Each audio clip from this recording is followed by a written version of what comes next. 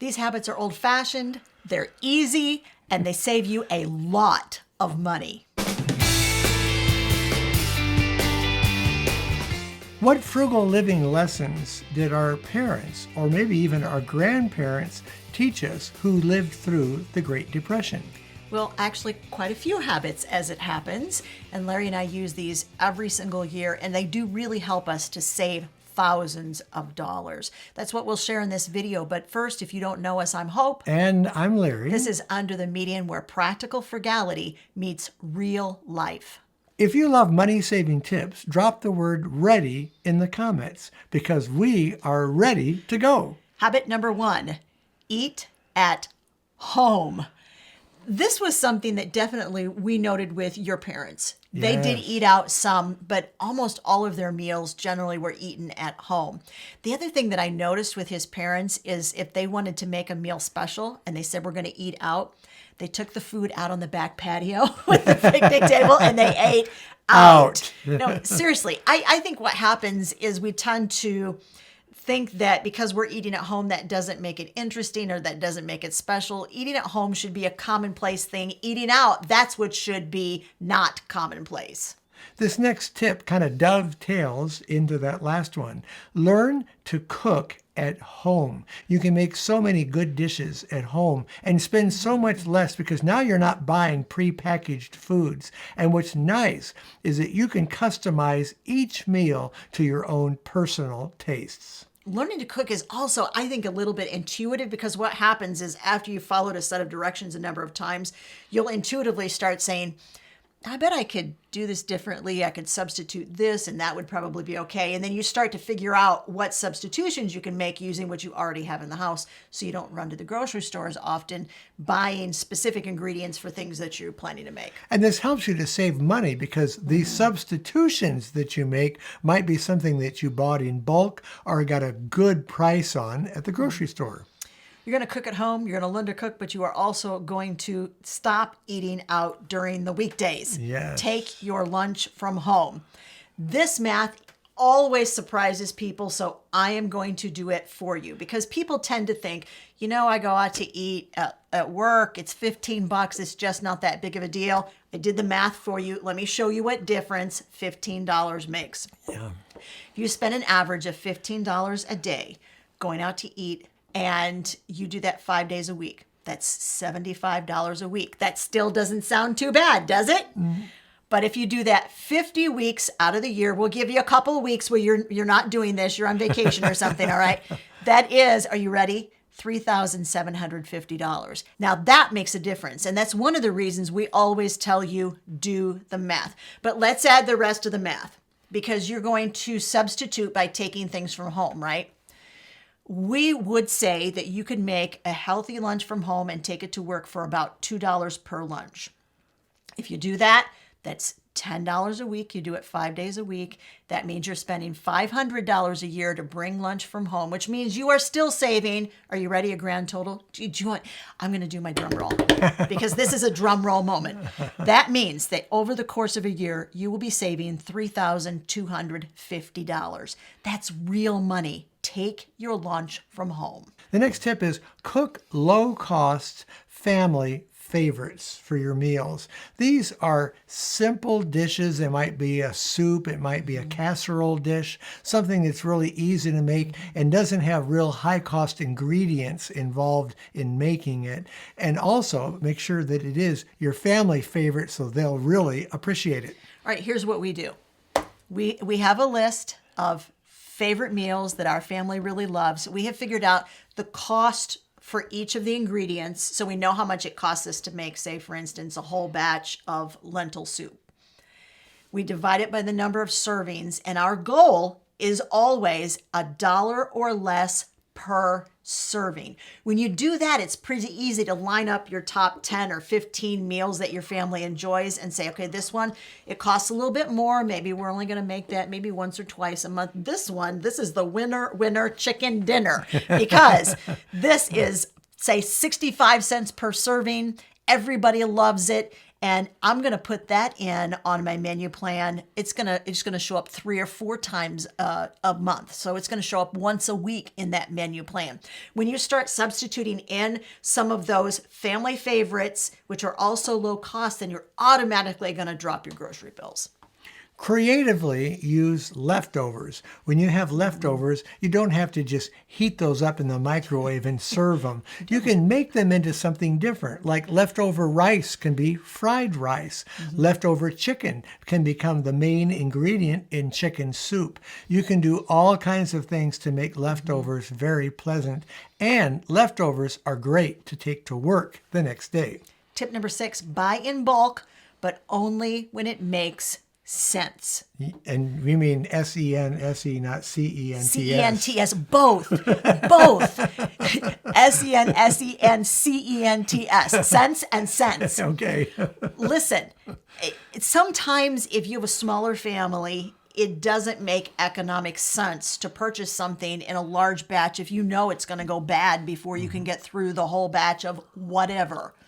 But if you really want to buy that item in bulk and it's a low enough cost per ounce or per pound, find 2 or 3 other families that really like that same item and just divide it up equally between the 4 of you. We did this for years. Yes, we did. Before we had kids, then when we had 1 or 2 kids, we were still splitting those huge bags of 50-pound bags of oats or whatever with 2 or 3 other families so that we could all get that low price per pound. Then we had 4 kids and we ate the whole 50-pound bag of oats and we didn't have to split it with anybody. Right. But just think outside the box, or the bag, as this case may be, and figure out how you can go ahead and buy bulk if it's something you really enjoy, especially if it's shelf stable. Yes. And then split it with other families. There are some grains that are very self-stable, like beans and rice and cream of wheat cereals, oatmeal. Any of those are very stable, depending on how you store them. Make sure you're storing them in a room that's getting air conditioned or heated and it's not overly humid. And it will be a great thing. It will last a long time, and you'll be surprised how much money you'll save by buying in bulk with those items. The next old-fashioned tip is to buy secondhand or get hand-me-downs. When I was a kid, hand-me-downs were the name of the game. Oh, yes. Yeah. Not even so much garage sales. There were some garage sales, a few garage sales, but you see garage sales more often now, and you definitely, secondhand market is huge these days. So source those ways that you can get items less expensively or hand-me-downs. One of the things that we talk about is sort of the hierarchy of frugality, which is an interesting way to look at how to source things. You're going to start at the top of the pinnacle, and you are going to get things for free if you can. Yeah. Then you're going to get something from like Goodwill, Salvation Army. You're going to get it used. Then you might have another level of used merchandise, which are more like the boutique type places. You might go to get a specialty outfit for a special occasion. Going to cost you a little bit more, but you're going to get name brand and it's going to be barely worn. And then all the way at the bottom of the hierarchy is going to be paying retail. But even when you pay retail, you're going to make sure that you try to find it on sale. You're going to have discounts. You're going to have cash backs. You're going to stack all of those discounts you possibly can in order to get it for the least amount of money possible. Yeah, buying off season is another good way to buy things new and pay a lot less for them. Oh, and look, that's our next tip, is to buy items that you need off season. So instead of buying that winter coat in December, no, you're going to buy that winter coat for the next December. You're going to buy it sometime around this time of the year. March or April. Yeah, March or April. You're going to find that same winter coat. It's going to be marked down because they want to get it off their shelves and out of their store. It's going to be marked down, 75, 80%, maybe even 90% if you score that. Watch off season and have a list ready of all the items that you need to purchase for the next year. This worked great when we had kids. It did. We bought off season, we bought used, we had hand-me-downs. I think we rarely, I can't remember. Rarely ever bought brand new. Handful of times that we paid retail, top retail, just off the shelf price for anything we bought for the kids. The next tip is to buy less quantity and higher quality of the items that you need. By putting a little bit more money into the item that you want, you won't be buying it as often. So you won't be buying it, let's say, 3 or 4 times instead of just buying it once. So I would rather buy quality and have an item that will last a very long time. Now, these days, a lot of that shopping is happening online, which is convenient, but it also unfortunately means that your sensitive information could inadvertently become exposed. That's why this is a great time to thank our sponsor for this video, Aura. Here's the truth. As shopping, communicating, working online have all increased, so exponentially has the possibility that your sensitive information could become exposed. We had a friend who years ago went to the bank and found out that she had a 0 bank balance. Then she also found out that it was because her identity had been stolen. She eventually had her money returned to her, but she spent 2 weeks on the phone for hours a day in order to clean up the mess. And that experience is why, for years now, Larry and I have personally paid for identity theft protection. Aura constantly scans the internet to find out if your information has been exposed.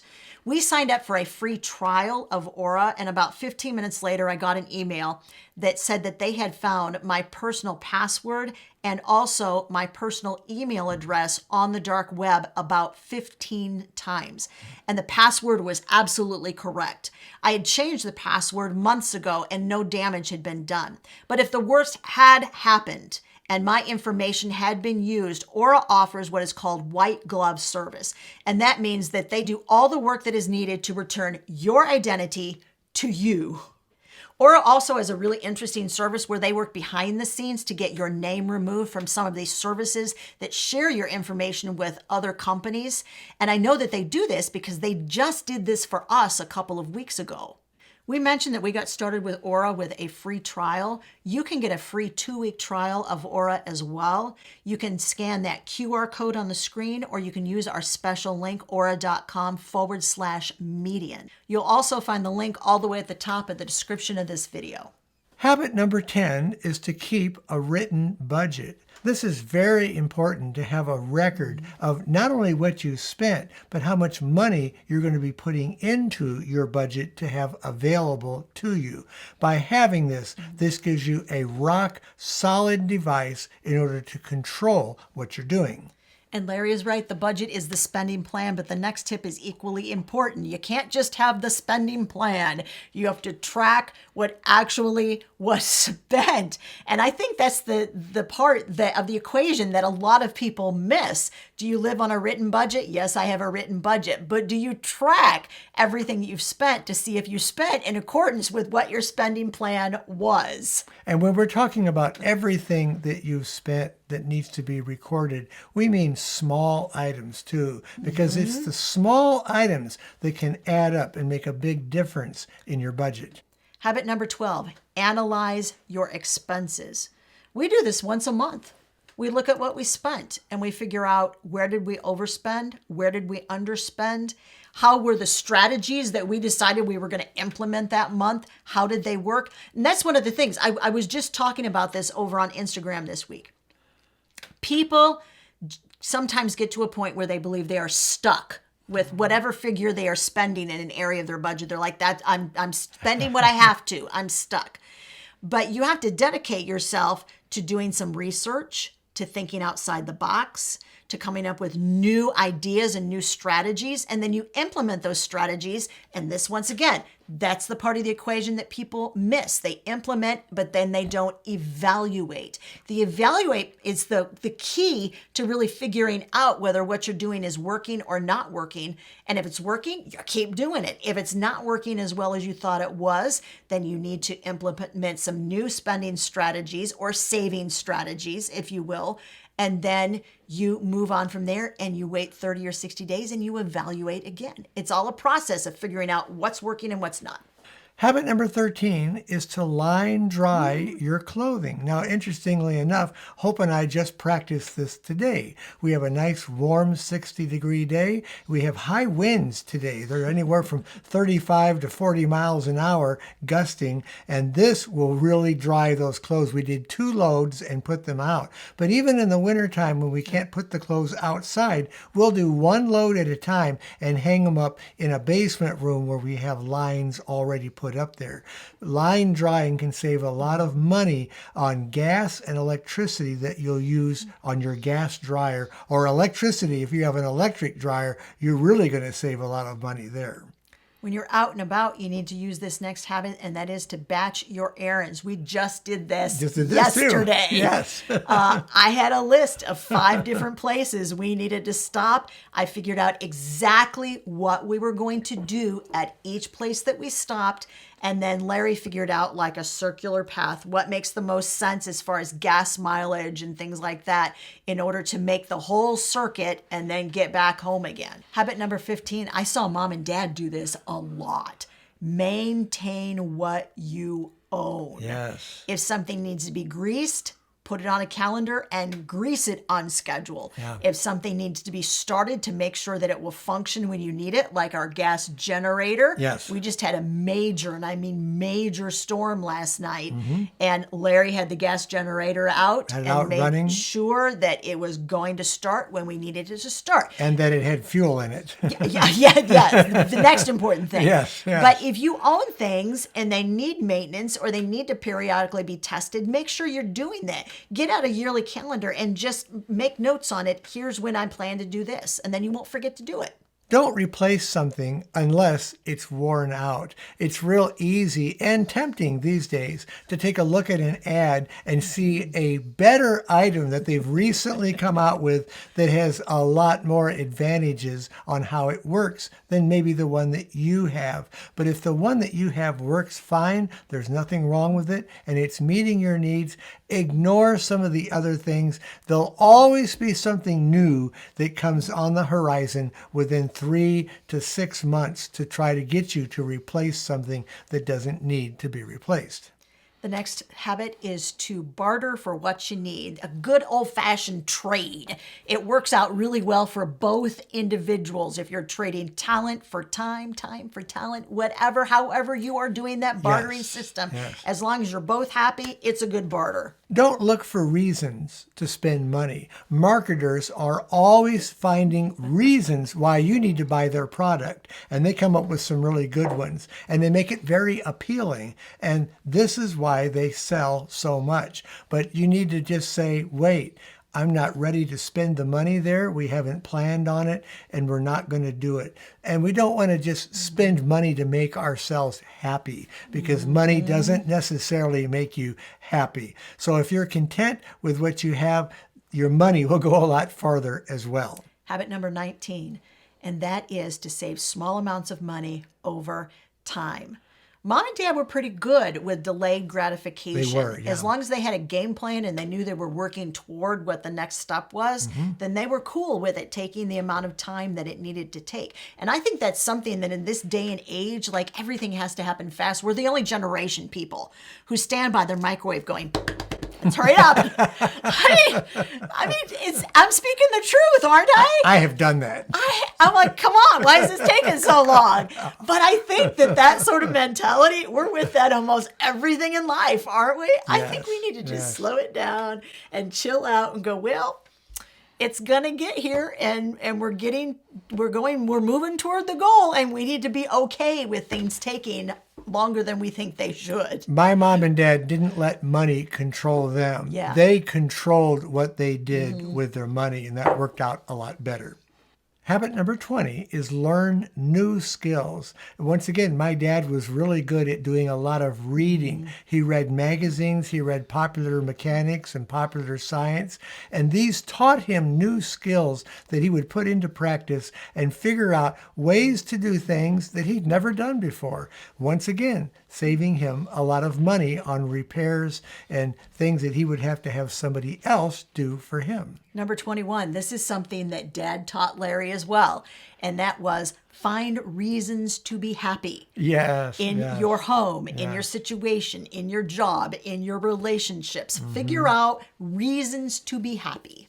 Enjoy simple pleasures that don't cost money. And Hope and I have talked a lot about this on our channel here. Whereas go for walks. You can do so many different things together. Have family game night. So many things that you do together that don't cost money, and you still have a good time and you're not spending yourself into oblivion. Habit number 23, plan, don't panic.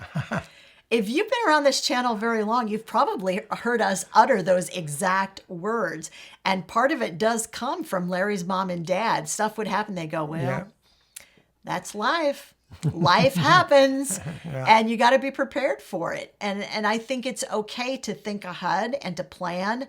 But if something also went awry and it didn't go exactly like they thought it would, they went, well, I guess it's plan B time or plan C time. So plan, don't panic. You make mistakes and you spend money that you shouldn't spend when you panic. Habit number 24, always have a side job. Get a gig. And I mean a side gig. When I say get a gig to my kids, they think I'm talking computer ease to them. Oh. No, get a side gig. Always have a little something going on where you're bringing a little extra money in. And I think that's important, especially in this day and age, because I think we are seeing some just fluctuations in things right now as far as prices and fluidity of jobs and just the whole market situation. So I think it's a good idea to have a couple of things on the side that you know that you can do, that you can bring in some extra cash. Habit number 25 is always have a rainy day fund. And we've expressed this in the terms of an emergency fund as well. But this is when something unplanned happens and something breaks or goes down, you are able to replace it because you set that money aside. It's very important and it gives you a lot of peace of mind knowing that you have a backup in case something goes awry.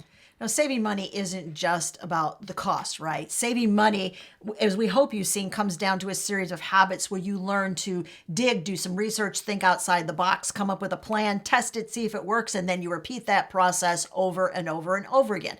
In this day and age, prices are continuing to rise. That's why we just did an entire series called Unusual Ways to Save on Everyday Expenses. We covered everything from your cell phone bill to your utilities to your grocery bill. I put that entire series into a playlist, and I put the playlist right over there for you to watch next.